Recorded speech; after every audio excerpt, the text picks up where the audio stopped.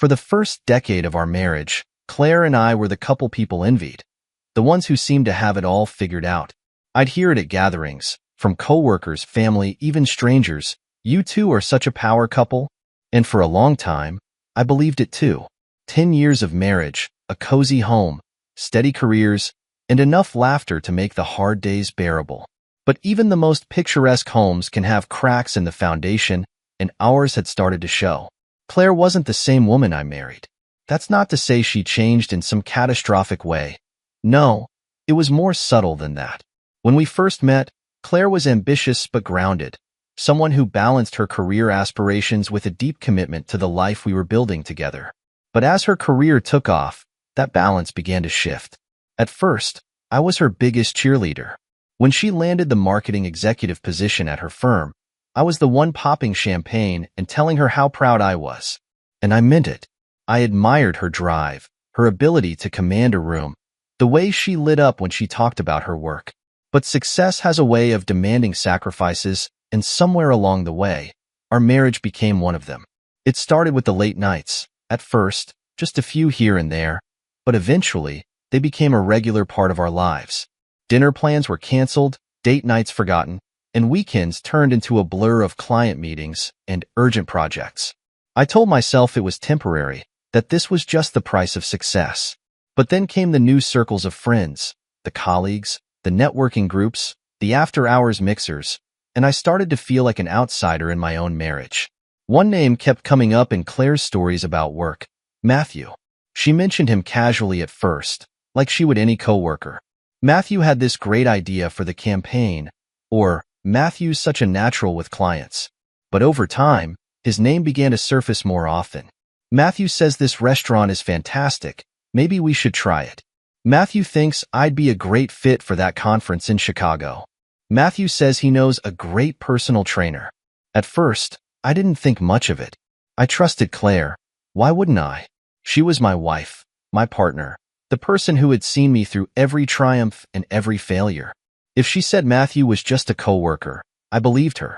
But there was something about the way she talked about him that nagged at me. It wasn't what she said, it was how she said it. Her tone was lighter, her eyes brighter, like she was talking about more than just a colleague. I first met Matthew at one of Claire's office parties. He was exactly as she described: confident, charming, the kind of guy who could sell sand in a desert. He was tall, well-dressed, and had that effortless charisma that made people gravitate toward him. Within minutes of meeting him, I could see why Claire spoke so highly of him. What I didn't expect was how overfamiliar he would be, not just with Claire, but with me. He clapped me on the back like we were old friends, made jokes at my expense that felt just a little too pointed, and spent more time talking to Claire than anyone else in the room. When she laughed at one of his jokes, leaning just slightly into his space, I felt something twist in my gut, but I brushed it off. I didn't want to be the jealous husband. Over the next few months, the cracks in our marriage became harder to ignore. Claire's late nights became later, her phone seemed glued to her hand, and her attention drifted whenever we were together. I tried to talk to her about it once, mentioning how I felt we were growing apart. She gave me a tired smile and said, "It's just work, Nicholas. You know how demanding it can be." And I did know. I worked hard too, long hours as a civil engineer, juggling tight deadlines and stressful projects. But I always made time for her, for us. Was it so wrong to want the same in return? The final straw came one evening when we were out to dinner with friends. Claire had just finished telling a story about her latest project when one of her friends, Julie, smirked and said, "Sounds like you and Matthew make quite the team." Claire laughed, brushing it off with a wave of her hand. "Oh, Matthew's just a great coworker. He makes things easier." The table chuckled, but I didn't. I couldn't. The way she said his name, the way her cheeks flushed slightly as she spoke, it confirmed what I'd been trying to ignore for months. Looking back, I realized those subtle cracks in our relationship didn't appear overnight. They were the result of 1,000 tiny moments, each one chipping away at the trust and connection we'd built. And while I still wanted to believe in the life we'd created, I couldn't shake the feeling that someone, was standing between us. That someone was Matthew. And whether Claire realized it or not, he was about to change everything. The first time I met Matthew, it was at one of Claire's company events, a formal dinner meant to celebrate the successful close of a major campaign. Claire had insisted I come along, saying it would be good for me to meet her coworkers and see the world she immersed herself in every day. I wasn't thrilled about spending my evening in a room full of corporate executives making polite conversation, but for Claire, I went. And that's when I met him. Matthew was the kind of man who could command a room without even trying. The moment we walked into the venue, I noticed him surrounded by a small crowd, laughing and gesturing animatedly, his voice carrying effortlessly over the chatter. He was tall, with an expensive haircut and a smile that could probably sell ice to a penguin. There was an air of ease about him, like he belonged wherever he was. Claire waved at him from across the room, and his face lit up as he made his way over. "Claire," he said warmly, pulling her into a quick but familiar hug. "You look stunning, as always." I stood there, waiting for her to introduce me, which she did, after a moment too long. "Matthew, this is my husband, Nicholas," she said with a smile. "Nick, this is Matthew. He's one of our top sales executives." Matthew extended his hand, his grip firm and confident. "So you're the famous husband," he said with a grin. "Claire talks about you all the time." It sounded like a compliment, but something in his tone made me uneasy. "Nice to meet you," I replied, keeping my voice neutral. Throughout the evening, I couldn't help but notice Matthew's behavior. He was undeniably charming, making everyone laugh with his quick wit and stories of high-stakes sales meetings. But what stood out to me was how his gaze always seemed to find Claire.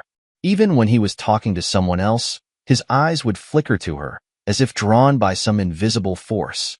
At one point, during a toast, he raised his glass and said, "Here's to Claire, the real genius behind this campaign. I don't know how we'd survive without her." The room erupted in applause, and Claire smiled modestly, but I noticed the way her cheeks flushed slightly under his praise. Later, as we drove home, I brought it up. "That Matthew guy, he seems pretty fond of you." Claire laughed, brushing it off. "Oh, Matthew's just a flirt. He's like that with everyone. It's harmless." "Didn't seem harmless to me," I said quietly. "He couldn't take his eyes off you." She rolled her eyes. "You're being ridiculous, Nick. He's just a colleague. Trust me, there's nothing to worry about." I let it drop, but the seed of doubt had been planted. In the weeks that followed, Matthew's presence in our lives became harder to ignore. Claire started mentioning him more often, first in passing, then in greater detail. "Matthew had this great idea for a client pitch," she'd say over dinner. Or, "Matthew's so good at motivating the team." She even began attending more after-work gatherings, saying they were team-building exercises. I didn't want to be the insecure husband, so I didn't protest, but I couldn't shake the feeling that something wasn't right. One evening, she came home late from one of these gatherings, her face glowing with excitement. "You should have seen Matthew tonight," she said, laughing as she kicked off her heels. "He did this hilarious impression of our boss." Everyone was in stitches. I forced a smile, but inside, I felt a knot tightening in my chest. "Sounds like he's quite the entertainer," I said, trying to keep my tone light. "He is," she replied, not picking up on my discomfort. "He just has this way of making everyone feel comfortable." Everyone, apparently, including my wife. The breaking point came when I ran into one of Claire's coworkers, Lauren, at a coffee shop. We chatted casually for a while before she said, "You must be so proud of Claire. She and Matthew make such a great team." I froze. "What do you mean by that?" I asked, my voice careful. "Oh, just that they work so well together," Lauren said, shrugging. "Matthew's always talking about how much he relies on her." I left the coffee shop feeling sick. It wasn't just in my head. Matthew's interest in Claire was obvious to anyone paying attention. And whether Claire realized it or not, she was feeding into it. As much as I tried to brush it off, the unease continued to grow. The more I saw, the harder it became to ignore. Matthew wasn't just a coworker. He was a threat. And for the first time, I began to wonder if Claire was too blinded by his charm to see it. The red flags started piling up, slowly at first, like a whisper of doubt in the back of my mind. At first, I wanted to believe it was all in my head, that I was just overthinking things. After all, Claire was my wife, my partner, the woman I trusted more than anyone. But as the weeks went by, it became harder to ignore the little signs that something wasn't quite right. It began with the laughter. Claire had always been vibrant and outgoing, quick to crack a joke or smile. But the way she laughed when Matthew was around was different. It wasn't just polite chuckling at a co-worker's humor. It was louder, more free, as though he had unlocked some secret part of her joy that I hadn't seen in years. At first, I brushed it off. He was her co-worker. After all, maybe they just had good chemistry at work. But then she started mentioning him more often, even when he wasn't part of the conversation. Over dinner, she'd say things like, "Matthew suggested this new restaurant downtown. We should check it out." Or, "Matthew was hilarious in the meeting today. He had everyone cracking up." It wasn't just what she said. It was how she said it. Her tone was lighter, her smile wider, as though just talking about him brightened her mood. The first person to notice my unease was Aaron, my best friend. We were having a drink one Friday night when he brought it up. "You've been distracted lately," he said, leaning back in his chair. "What's going on?" I hesitated, unsure if I should burden him with my suspicions. "It's probably nothing," I said. "Just some tension between Claire and me." Aaron raised an eyebrow. "Tension? Like what?" I sighed, running a hand through my hair. "She's been spending a lot of time with this coworker, Matthew. He's charming, I guess. A little too charming."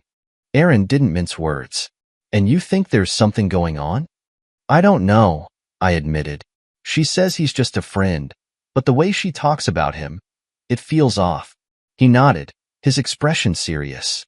"Look, man, I don't want to plant ideas in your head, but guys like that, smooth, confident, they don't just stop at friendly. Be careful." Aaron's warning stayed with me, but it wasn't until a family dinner that things came to a head. Claire had invited her sister, Melanie, over for a casual evening. I didn't expect Matthew to come up in conversation, but he did, because Claire brought him up. "Matthew says the funniest things," she said, recounting a story from work. "He always knows how to lighten the mood."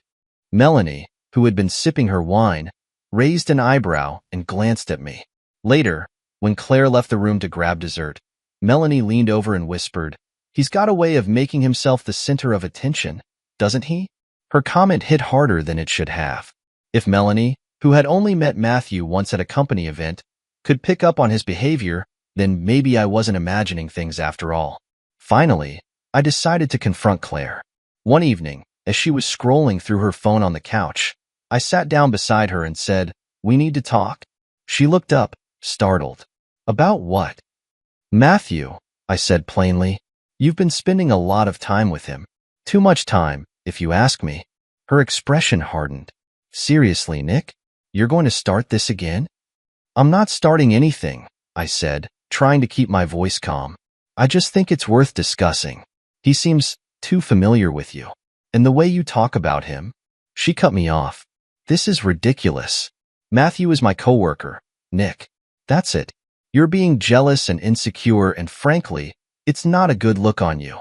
Her words stung, but what hurt more was the way she dismissed my feelings outright. I wasn't trying to control her or accuse her. I just wanted her to see what I was seeing. But instead of understanding, she built a wall between us, and I couldn't find a way to climb over it. The cracks in our relationship were widening, and I didn't know how to stop them. Claire's bond with Matthew was becoming a shadow over everything we shared, and no matter how much I tried to ignore it, the red flags were impossible to unsee. Something was shifting, and I wasn't sure if our marriage was strong enough to survive it. When Claire brought up the party, I immediately felt a knot tighten in my stomach. It wasn't the first time she had invited me to one of her company events, but this time was different. She seemed unusually insistent, almost eager for me to attend. "It's going to be a great night," she said, leaning on the kitchen counter while sipping her coffee. "Everyone important will be there. It's a good opportunity for you to meet my colleagues." Her words sounded reasonable, but I couldn't help but focus on what she didn't say. Matthew would be there. I didn't ask. I didn't have to. Of course, he'd be there, holding court like the self-proclaimed king of her office. "Let me think about it," I replied, trying to sound nonchalant. But inside, I was already bracing for the inevitable. Later that evening, I called Erin, hoping he'd give me some perspective. She invited me to this big party her company's throwing, I said, pacing the living room. Matthew's going to be there. Erin didn't miss a beat. So what? Go. I stopped in my tracks. Go? Are you serious? You know how tense things have been between us. That's exactly why you should go, he said, his tone firm. Look, Nick, I know you're upset, but sitting at home stewing isn't going to solve anything. If you want to understand what's really going on, you need to see it for yourself. Observe, don't confront. Just watch. His advice made sense, though it didn't make me feel any better. But he was right. Avoiding the situation wasn't going to fix anything. If I wanted clarity, I had to face it head-on. The night of the party arrived, and I felt a mix of nerves and dread as I buttoned my shirt. Claire, on the other hand, was glowing with excitement. She had spent extra time getting ready, her hair styled in soft waves and her dress hugging her figure in a way that left little room for imagination. You look amazing, I said, trying to keep my tone even. Thanks, she replied with a quick smile, adding a pair of earrings. I want to make a good impression. As we drove to the venue, I couldn't shake the sense that I was walking into enemy territory. The office building had been transformed into a sleek, upscale event space, complete with dim lighting, soft music, and waiters carrying trays of champagne. Claire immediately spotted a group of her colleagues and waved me over. And then, there he was. Matthew. He was standing near the bar, laughing loudly, a glass of whiskey in hand. He looked exactly as I remembered, impeccably dressed, effortlessly confident, and utterly insufferable. As we approached, his eyes lit up when he saw Claire. Claire, he called out, striding toward us. You made it.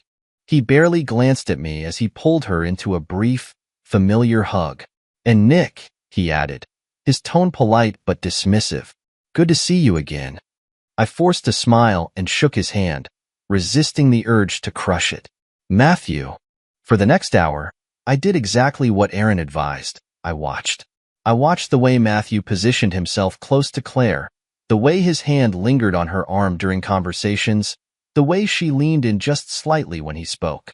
I watched how her laughter seemed louder when it was directed at him, how her smile lingered a little longer in his presence. I also noticed the way others in the room seemed to react. While most of the colleagues treated me with courtesy, a few exchanged subtle glances when Matthew and Claire interacted, as if they were in on a secret I wasn't supposed to know. It made my blood boil. At one point, I excused myself to the bar, needing a moment to collect myself. As I sipped my drink, Erin's words echoed in my mind. Observe, don't confront. But it was getting harder by the minute. Rough night, a voice said beside me. I turned to see a woman I vaguely recognized from one of Claire's stories, Lauren. I thought her name was. You could say that, I replied. She glanced toward Claire and Matthew, who were engrossed in conversation across the room. Matthew's quite the character, isn't he? I studied her expression, trying to gauge her meaning. What do you mean by that? She hesitated, then gave me a tight smile. Let's just say he knows how to get what he wants.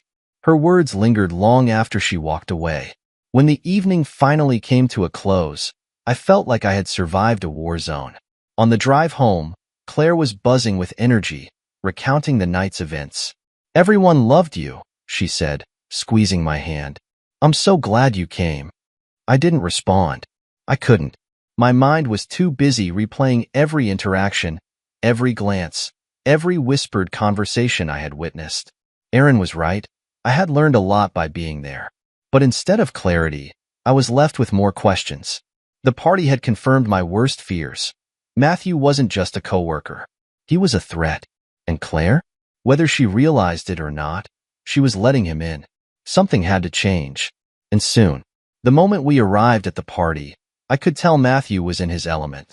The room seemed to revolve around him, as if the air shifted to accommodate his larger-than-life personality.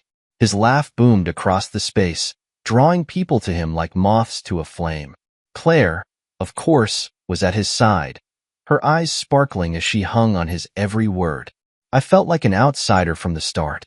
Everyone in the room seemed to know each other, swapping stories and jokes with an ease that only comes from spending endless hours together.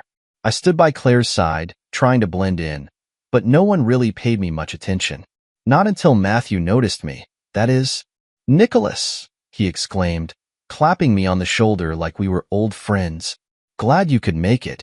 Claire's been talking about you all night." He made it sound like a compliment, but there was something about the way he said it, a note of condescension, as if he were humoring me. I forced a polite smile, not wanting to cause a scene. "Thanks, Matthew. Looks like a great turnout." "Oh, it's a fantastic crowd," he said, grinning. "And Claire? Absolute star tonight. You must be proud of her." The words stung more than they should have. Of course I was proud of Claire. I always had been. But the way he said it, as if she were his accomplishment, made my blood boil. I glanced at Claire, hoping she'd say something to take the edge off, but she just smiled at him, her cheeks flushing slightly. As the night went on, I found myself drifting further to the sidelines. Claire was caught up in conversations with her colleagues, and Matthew had become the unofficial host, moving from group to group with an effortless charisma that left everyone laughing in his wake. I sipped my drink and tried to stay engaged, but the more I watched, the more I felt like I didn't belong. The turning point came about an hour in. I had stepped away briefly to grab another drink from the bar. When I returned, I froze in my tracks. Matthew was sitting in my chair, surrounded by Claire and a small group of her colleagues. He was leaning back, completely at ease, his arm draped casually over the back of the chair, my chair. I approached the table, my jaw tight. "Excuse me," I said, keeping my tone even. "That's my seat." Matthew looked up at me, a smirk tugging at the corner of his mouth. "Oh, sorry about that," he said, not making any move to get up. "Didn't realize you'd marked it." The group laughed, and my face burned. Claire looked at me, her expression unreadable, but she didn't say anything. I stood there for a moment, debating whether to push the issue, but before I could, Matthew leaned forward, resting his elbows on the table. "You know," he said loudly, addressing the group but keeping his eyes on me, "Claire's always talking about how lucky she is to have such a quiet, supportive husband. Not everyone could handle being in the shadow of someone as brilliant as her." The group erupted in laughter, and I felt like the floor had been ripped out from under me. He wasn't just mocking me, he was undermining me, right there in front of Claire and her colleagues. I glanced at her, hoping for some kind of support, but all I got was an awkward chuckle. "Matthew, stop," she said, but her tone lacked any real conviction. It was the kind of half-hearted protest someone makes when they're not really bothered by what's happening. I clenched my fists, fighting the urge to say something I'd regret. Instead, I forced a tight smile and walked away, leaving the table behind. I could hear their laughter following me as I headed toward the bar, my chest tight with humiliation. As I leaned against the bar, trying to collect myself, Aaron's words from earlier replayed in my mind. "Observe, don't confront." But how could I stand there and watch this unfold? How could I let Matthew disrespect me, in front of my wife no less, and do nothing about it?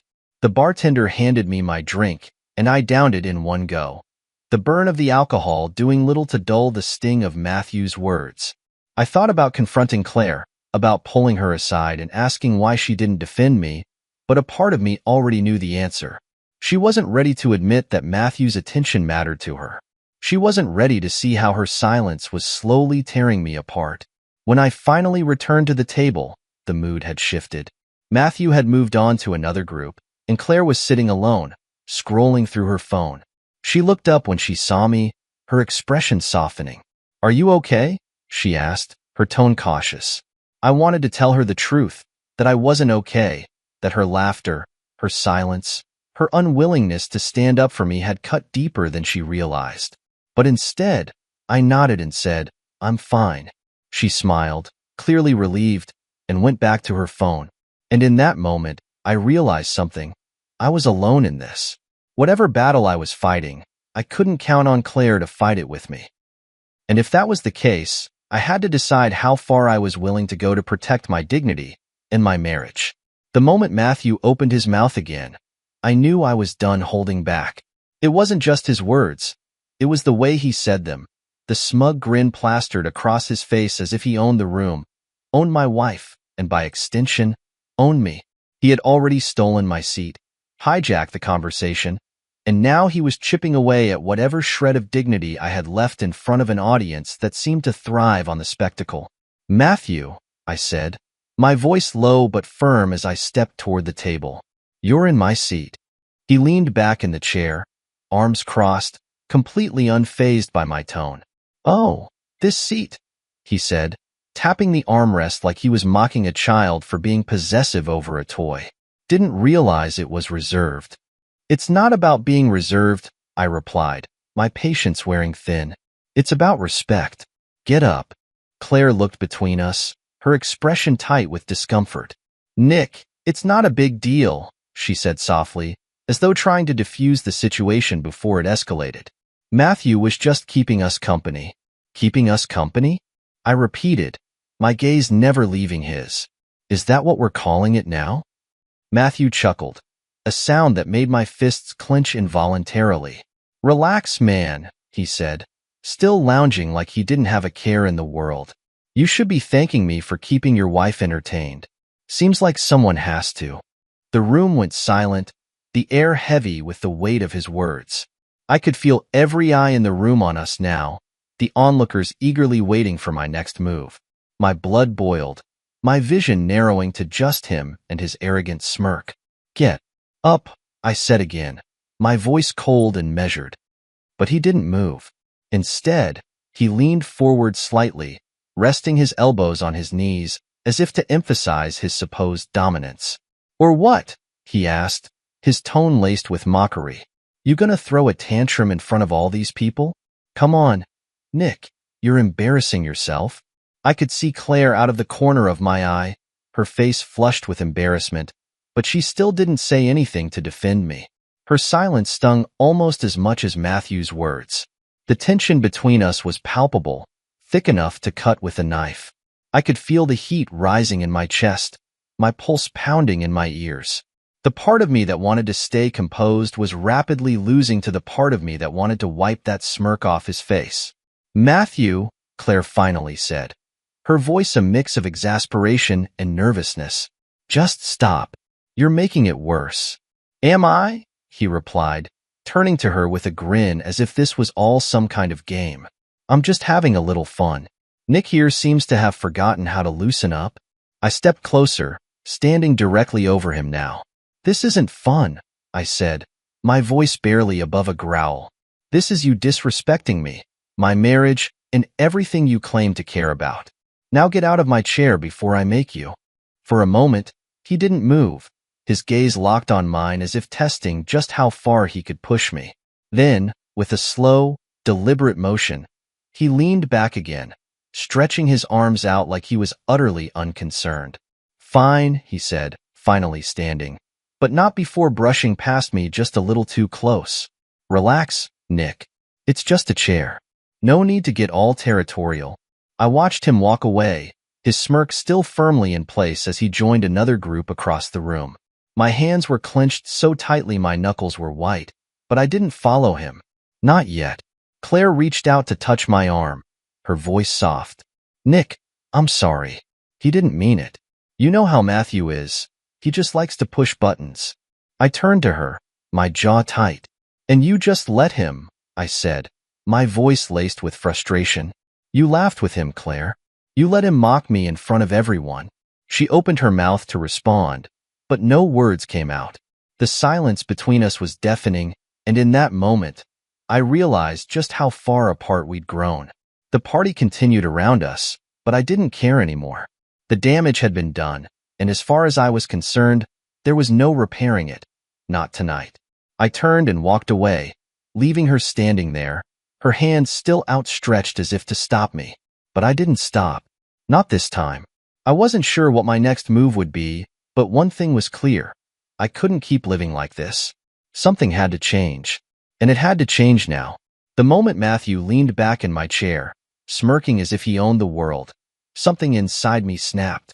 For months, I had tolerated his overconfidence, his mocking tone, and the way he insinuated himself into my marriage. But this, sitting in my seat, in front of my wife, and daring to look at me like I was beneath him, was the final straw. "Get out of my seat," I said again, this time my voice sharper, more resolute. Matthew looked up at me, unfazed, the smug grin still plastered across his face.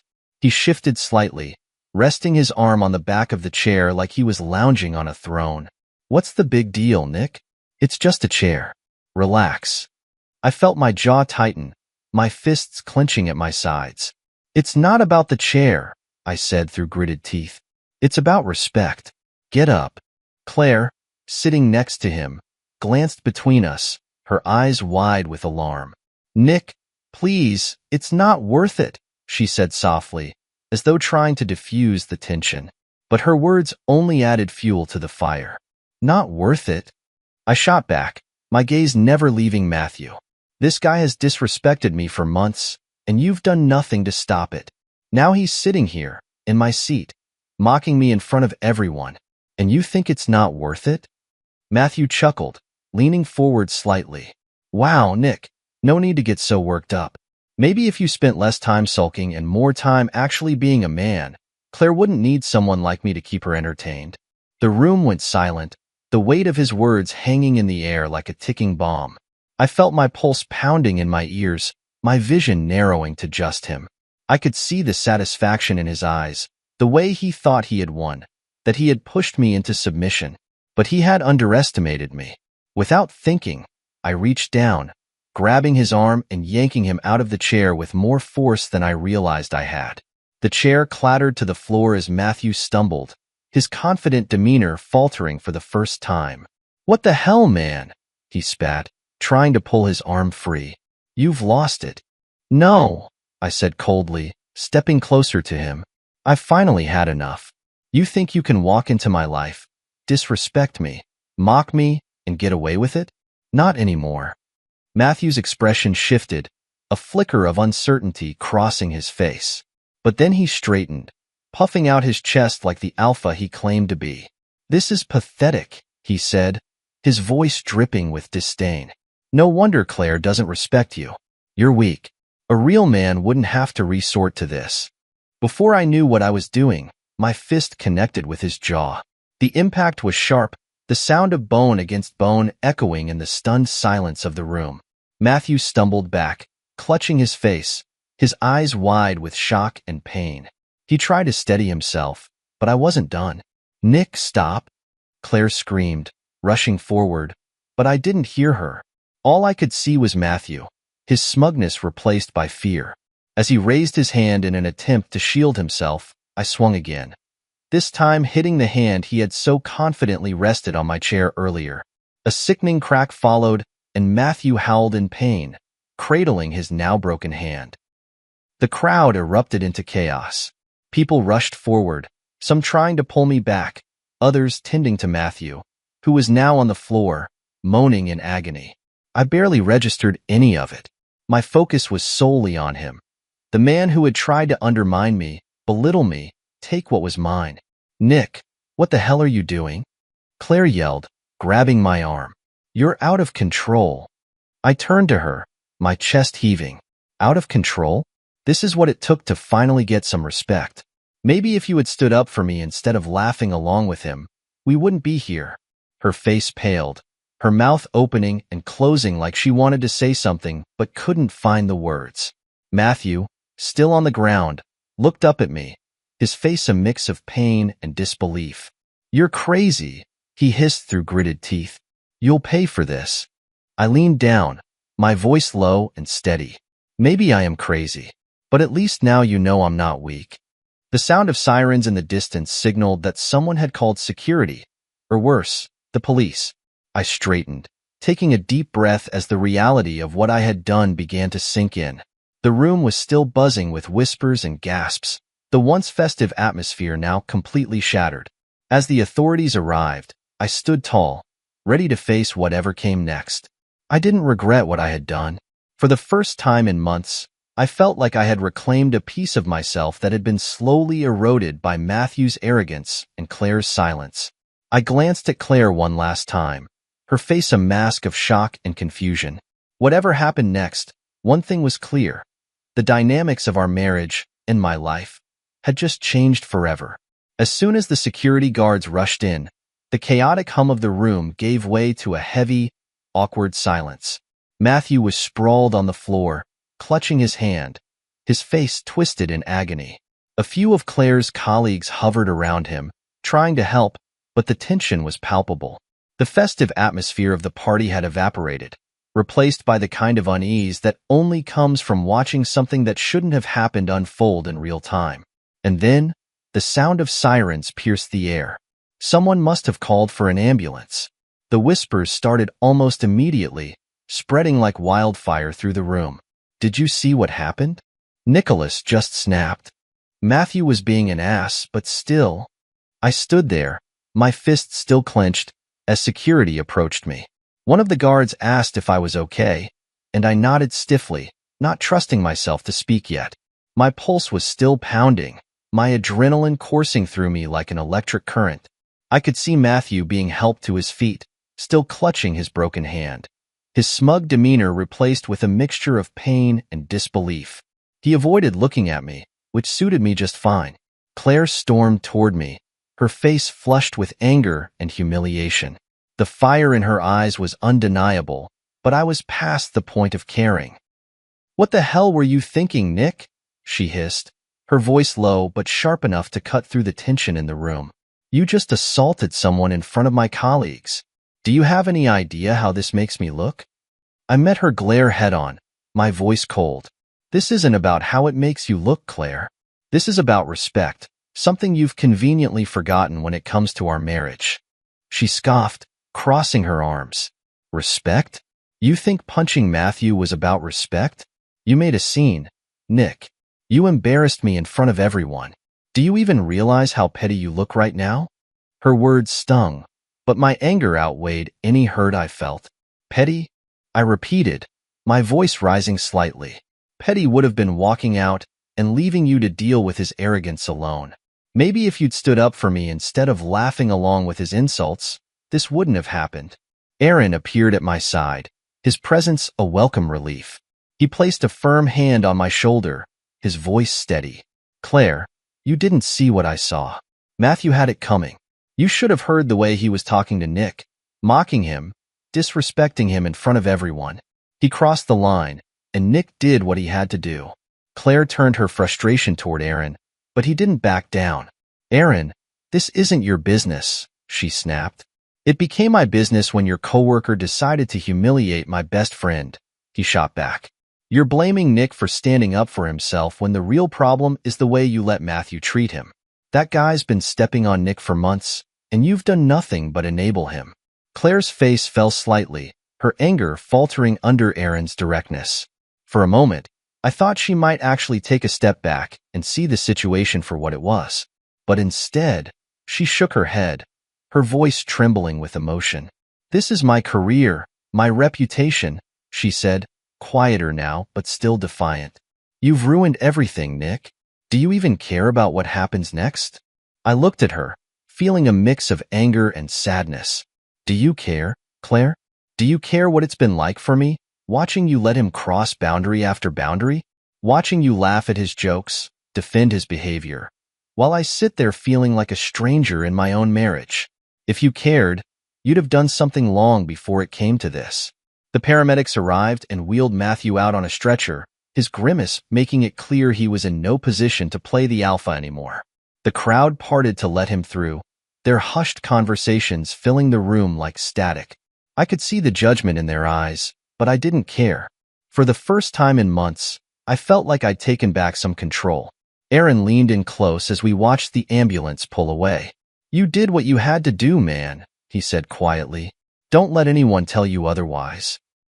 I nodded, grateful for his support, but the weight of the night still hung heavy on me. Claire's cold stare told me everything I needed to know. This wasn't over. Whatever happened next, our marriage had been irrevocably changed. As I turned to leave the party, I glanced at Claire one last time. Her arms were crossed, her expression unreadable. She didn't follow me, and I didn't ask her to. For now, I needed space to figure out what came next. And from the look on her face, So did she. The fallout from the party was swift and relentless.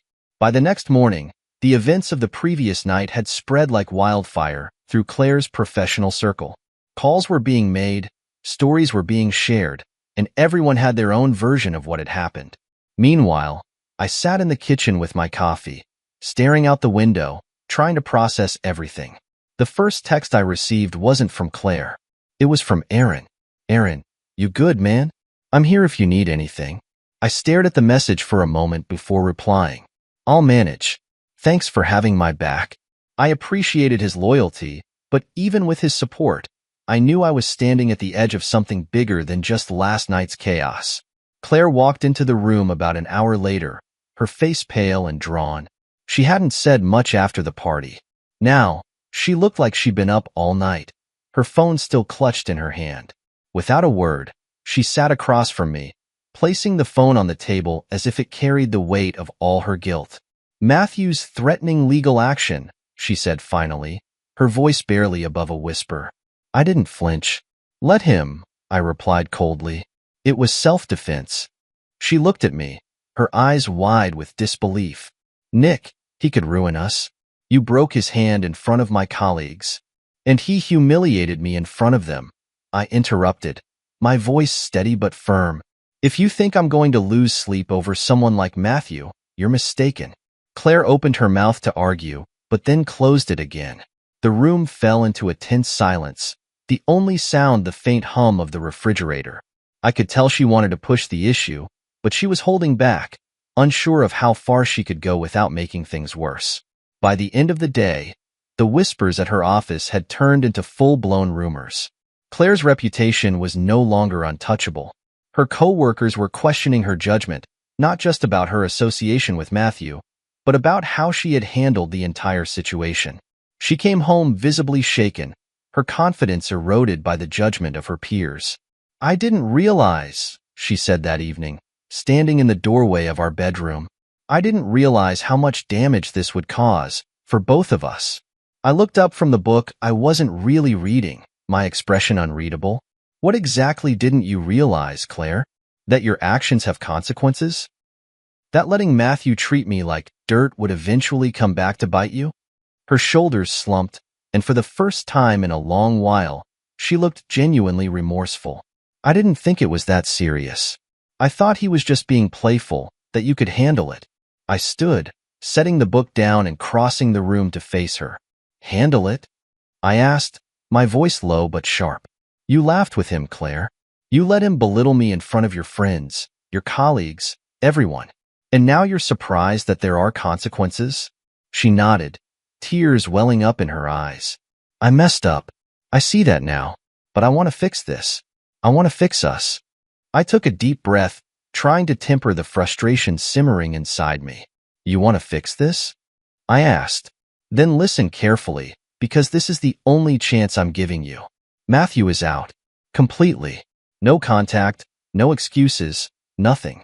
And you take accountability for your behavior, for the way you let things get this far. You owe me that much.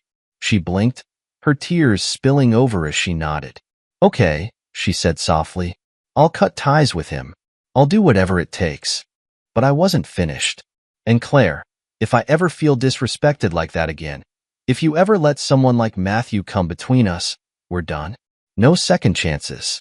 Do you understand? She hesitated for a moment, then nodded again. I understand, she said, her voice trembling.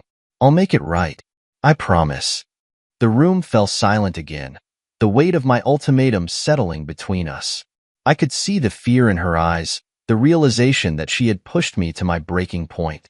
For the first time in months, I felt like I had taken back control, not just over my marriage, but over my own sense of worth. Whether Claire would follow through on her promises remained to be seen.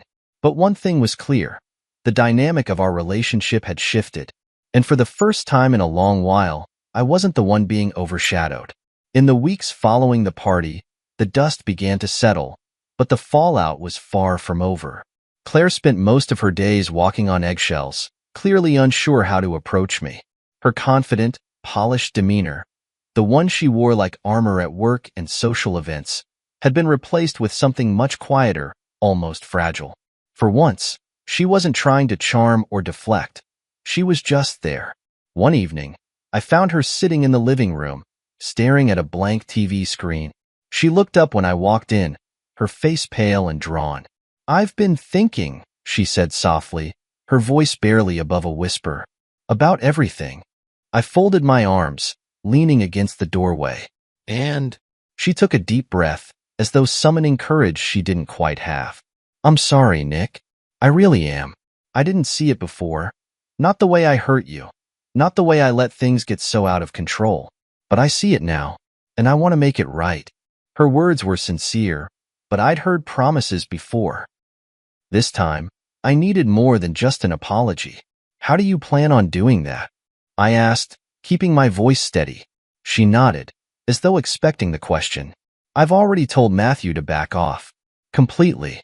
No more calls, no more texts, no more anything. And I've been looking into counseling, both for myself and for us, if you're willing. I know I have a lot to unpack, and I want to figure out why I let things get this bad." Her vulnerability caught me off guard. Claire had always been the type to avoid difficult conversations, to smooth things over rather than confront them head-on. Seeing her take responsibility was new, and I couldn't ignore the glimmer of hope it sparked. But hope wasn't enough. "I'm glad you're finally taking this seriously," I said. "But this isn't just about you fixing things with Matthew, or even with me. This is about me, too, about what I need to feel respected, valued, and like an equal partner in this marriage." She nodded again, tears brimming in her eyes. "I understand," she said. "I want you to feel that way. I just hope it's not too late." In the days that followed, I focused on myself for the first time in years. I started therapy on my own, where I learned how much of myself I'd lost trying to fit into Claire's world. I had spent so much time sidelining my own needs, convincing myself that as long as she was happy, I should be too. The events of that night at the party, Matthew's arrogance, Claire's laughter, my own boiling rage, had been a wake-up call. It wasn't just about our marriage anymore. It was about me reclaiming my self-worth. I started setting boundaries, something I had been too hesitant to do in the past. Claire attended therapy too, and for the first time, we had real, honest conversations about the cracks in our relationship. She admitted that her admiration for Matthew had blinded her to the damage it was causing. I admitted that my silence had allowed those cracks to widen. We were both at fault, but acknowledgement alone wasn't enough to heal what had been broken. In the end, I made the hardest decision of all. I filed for divorce. It wasn't an impulsive choice, but a carefully considered one. I realized that while Claire's efforts to change were genuine, the trust between us had been irrevocably shattered. Staying together would have meant rebuilding from the ground up, and I wasn't sure either of us had the strength to do that. More importantly, I wasn't sure I wanted to. The day the papers were finalized, I stood in the quiet of my new apartment, looking out the window at the city below. It felt strange, this newfound solitude, but it also felt liberating. For the first time in years, I wasn't living in anyone's shadow. I wasn't measuring my worth against someone else's expectations. I was just me. Looking back, the night at the party was more than just a confrontation. It was a turning point. It forced me to confront not only the flaws in my marriage, but also the ways I had let myself be diminished. It wasn't easy, and it wasn't pretty, but it was necessary. As I stood there, watching the city lights flicker in the distance, I felt something I hadn't felt in a long time: peace. The journey ahead was uncertain, but for the first time, I was ready to face it on my terms.